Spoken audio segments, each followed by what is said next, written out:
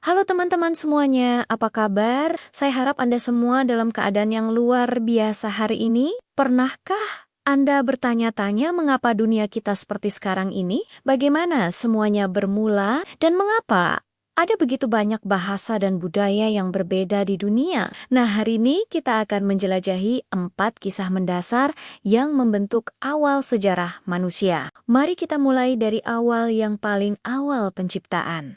Bayangkan, sebuah kanvas kosong yang tak terbatas. Kemudian, dengan firman-Nya yang penuh kuasa, Tuhan mulai melukis masterpiece-Nya. Jadilah terang, dan terang pun ada. Dalam 6 hari, Dia menciptakan segala sesuatu dengan sempurna, dari galaksi-galaksi yang megah hingga kupu-kupu yang mungil. Dan sebagai mahkota ciptaannya, Dia membentuk manusia menurut gambarnya sendiri. Adam dan Hawa, pasangan pertama, hidup dalam harmoni sempurna dengan Sang Pencipta di Taman Eden.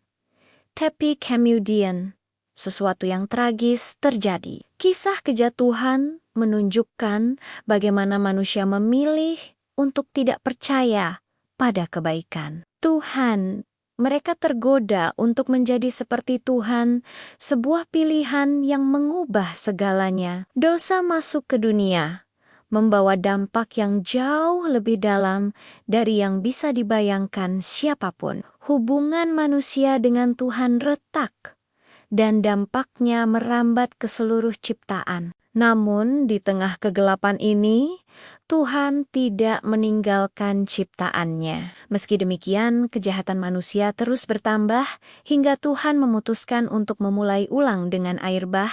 Hanya Nuh, keluarganya, dan sepasang dari setiap makhluk hidup yang selamat dalam bahtera. Setelah air surut, Tuhan membuat perjanjian dengan pelangi sebagai tandanya, sebuah janji bahwa Dia tidak akan pernah lagi menghancurkan bumi dengan air bah. Sayangnya, dosa tetap ada dalam hati manusia. Di Babel, keangkuhan manusia mencapai puncaknya ketika mereka mencoba membangun menara untuk mencapai langit.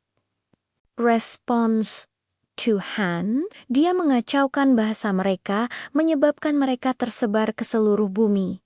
Inilah awal mula keberagaman bahasa dan budaya yang kita lihat sekarang. Apa yang bisa kita pelajari dari kisah-kisah ini?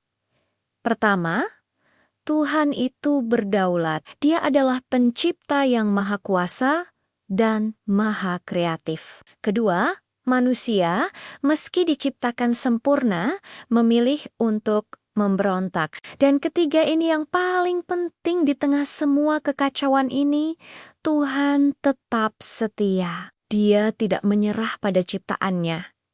Kisah-kisah ini bukan sekadar cerita kuno. Mereka memberi kita pemahaman mendalam tentang siapa Tuhan, siapa kita, dan mengapa dunia kita seperti sekarang. Dan yang lebih penting, mereka menunjukkan bahwa sejak awal Tuhan sudah memiliki rencana untuk memulihkan hubungan yang rusak ini. Teman-teman, inilah fondasi yang kuat untuk memahami seluruh narasi Alkitab. Dari sinilah kita bisa melihat mengapa kita membutuhkan keselamatan, dan bagaimana Tuhan telah merencanakan hal itu sejak awal melalui keturunan perempuan yang dijanjikannya. Sebelum kita mengakhiri video ini, saya ingin mengajak Anda merenungkan, di manakah Anda dalam narasi besar ini? Apakah Anda masih berjuang melawan kedaulatan Tuhan, seperti para pembangun menara Babel? Atau sudahkah Anda menerima kasih karunia dan pengampunan yang Dia tawarkan? Terima kasih sudah menonton sampai akhir. Jika Anda mendapat manfaat dari video ini, jangan lupa like, subscribe, dan bagikan ke teman-teman Anda. Sampai jumpa di video berikutnya.